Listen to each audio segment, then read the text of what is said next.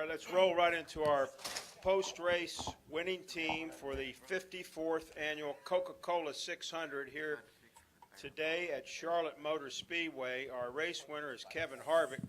He drove the number 29 Budweiser Folds of Honor Chevrolet for Richard Childress Racing.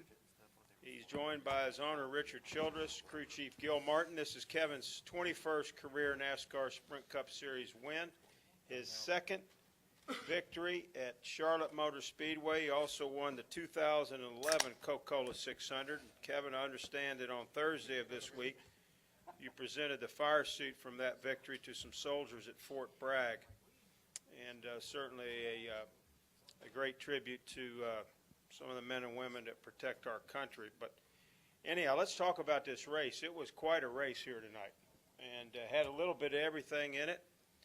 And just talk about how you were able to get that 29 Budweiser Folds of Honor Chevrolet into victory lane. Well, you know, coming into this particular race that it's going to be a long night, and you're going to have to survive. Obviously, we had some strange circumstances with the cable, and you know, with this particular car, obviously you don't know where the balance is going to start. With the temperature being a little bit lower this week, I think the swing was a little bit less than what it normally is. So, just a great night. Gil made a great call at the end, and we were able to put ourselves in position and survive up until the point of when it was time to go. Thanks, Kevin. And certainly Gil Martin, a big call there, that last caution going down pit road.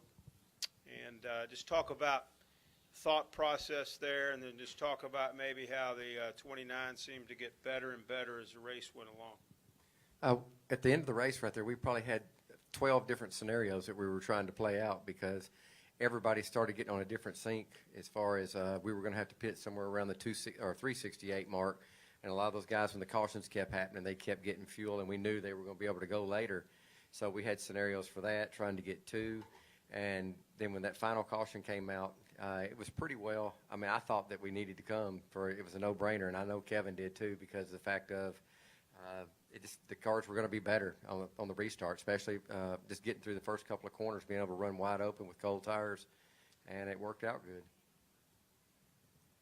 Thanks, Gil. And Richard, certainly this race team, has put on a great show here today for one of our biggest races, Coca-Cola 600, Memorial Day weekend, running the Budweiser Folds of Honor Chevrolet, and I know how much the military means to your organization, but just talk about winning this race.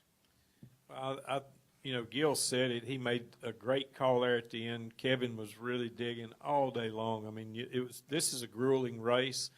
That's what it's meant to be, and he sat there and just dug and dug and dug and come through. But to win this race on a special weekend like this, Memorial Weekend, is very special for all of our troops, our families, and everybody around. And today I text Jim Campbell and told him congratulations for winning a Chevy winning at Indy and having a great day. And I texted him back and I said, "We'll win for you tonight." So absolutely, we kept our word. Big day for Chevrolet for sure. We'll take questions now for Kevin, Richard, or Gil. Please raise your hand. Greg Engel has one right here in the middle. If we could get him the mic, and we'll go from there. Thank you. Congratulations, guys. And Kevin, as a veteran, thank you for what you did with the Bragg stuff. It was really, really cool. When did the bizarre TV cable thing, did you see that? How did you know that? Did they tell you about it on the radio? How does that mess up your momentum? Because you may get a red flag for, a crash or something like that, but a TV cable of all things, how was your mindset, and how did that affect your focus? Hell, the first time I drove by, I said, "Damn, my career's about over. My eyes have taken a crap." I saw this black streak go by me. I'm like, "What in the hell was that?" And I said, I always have this thing with my eyes because it's really one of the biggest things that we have as drivers, and you got to believe in your eyes. And I always tell myself, you got to believe what you saw. And I came back the next time, and I got to the start-finish line, and I kind of eased out of the gas because I knew what I had seen the lap before, and I was hoping that it wasn't my last race.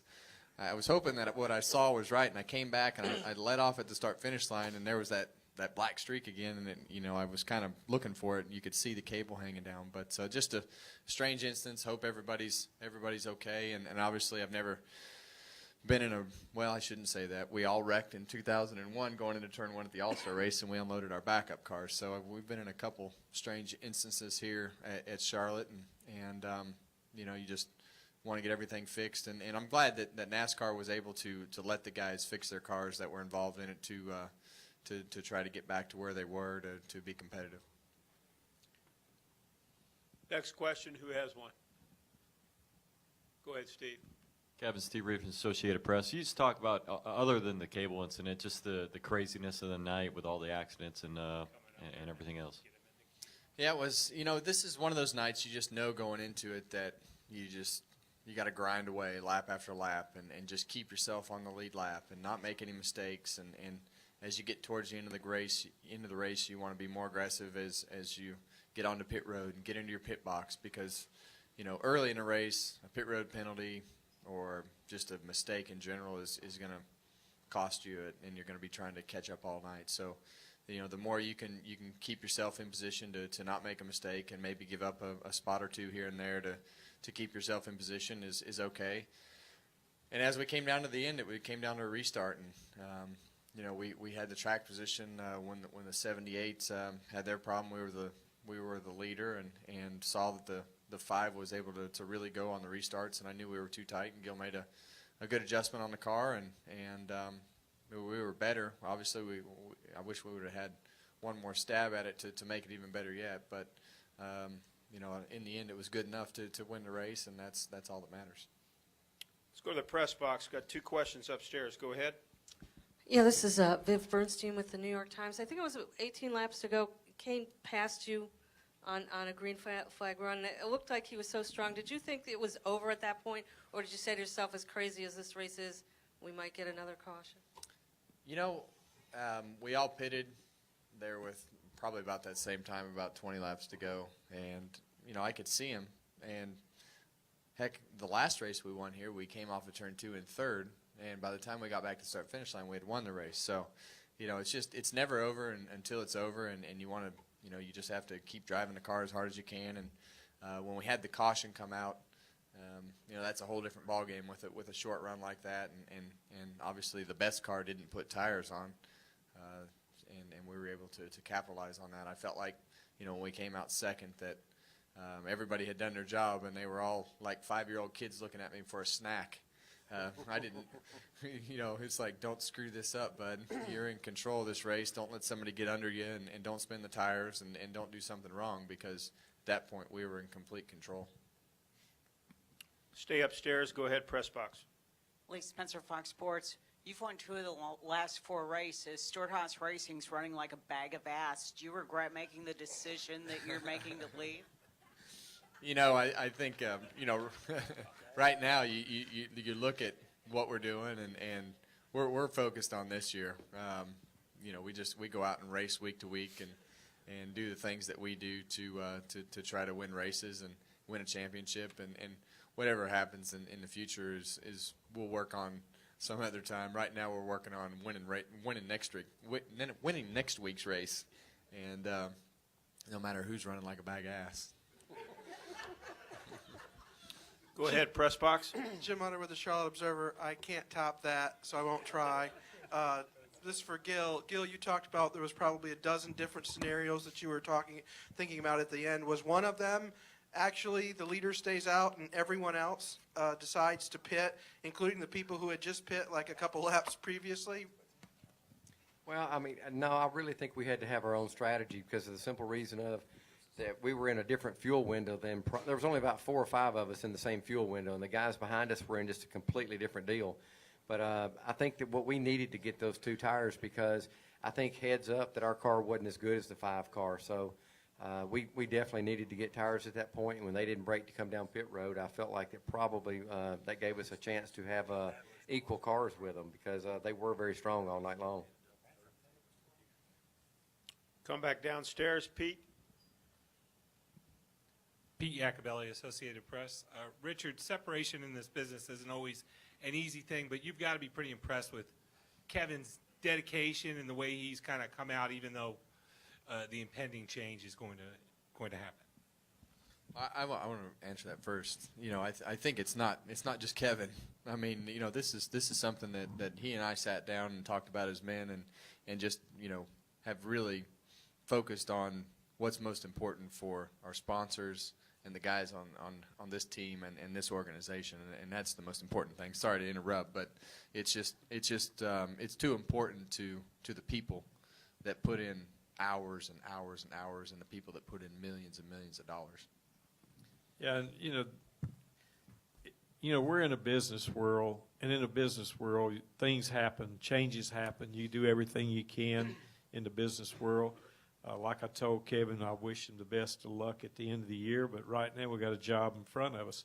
I really, honestly think RCR is ready to contend for the championship this year. We got Kevin and Paul both up there. We're getting better. Eric Warren has come along and put together a great group of people. Our engine shop keeps getting better and better, and I really feel that we got a chance to contend for the championship. Over here to Mike. Mike Neff, frontstretch.com. Kevin, I'm assuming you knew when you came off the pit lane that Casey didn't have tires. Did you just have to put yourself in that frame of mind that at least 2 fresh were going to stick better than 4 old? The only frame of mind I was in was don't screw up, because I knew that they had put me in the best position to win the race. And you don't want to make a mistake on the restart. And I knew that the biggest mistake I was going to make on that restart was the same mistake that I don't remember who was below him earlier, but they were trying to time it to the restart lines because Casey was really having a tough time getting going on the restarts, and I needed to time it to the start-finish line so that I could carry that momentum into turn 1, not be put 3 wide, and we could keep the guy on the outside at bay by being fast enough into turn 1, because Casey he was having a lot of trouble on the restarts and spinning the tires, and I knew that was going to be the thing I didn't want to do, was time it to the restart line, have to check up, and have the guys behind me get a run. So that was really the most important thing. Let's go to George, and then we'll go to David right behind him. Yeah, George Diaz, Orlando Sentinel. Kevin, you've won this race 2 out of the last 3 years and not necessarily dominated the race by any stretch. Can you just kind of philosophically, just as a thought bubble popped in your head, that with the luck luck and obviously driving ability, but things have obviously worked for you here. Yeah, I mean, we backed into 21 of them, so we're things are looking up. So He just likes that parking spot he gets for his motorhome. That's why he wants to keep winning. it's free water. It's just it's not any fault of these guys. It's just kind of the nature of who's sitting in the seat. I think it's just I like to just take my time and put myself in a position at the end of the race, and I think a lot of that comes from growing up, and when we raced, it was growing up because you had to race the next week, and the only way you got to race the next week was to win enough prize money the week before so that you could buy enough tires and rebuild your engine or whatever the case may be to race. So it's always kind of been, my dad and anybody I've ever drove for before would probably tell you the same thing. I'm not going to go burn my car up in the first half of the race and go out and, show off. Basically, that's what happens at the beginning of the race. So obviously you want to run as fast as you can, but it really doesn't matter until the end. So we just we backed into a few of them. Let's go to David, and then over here to Deb. Go ahead, David. David Caravella, NASCAR.com. Richard, that 78 group has really run well the last 3 or 4 weeks. How much do you guys think you guys have had to do with the Furniture Row team running so much better? And can you relate to their frustrations with getting close again and again and not winning? Yeah, I was listening to Kirk tonight.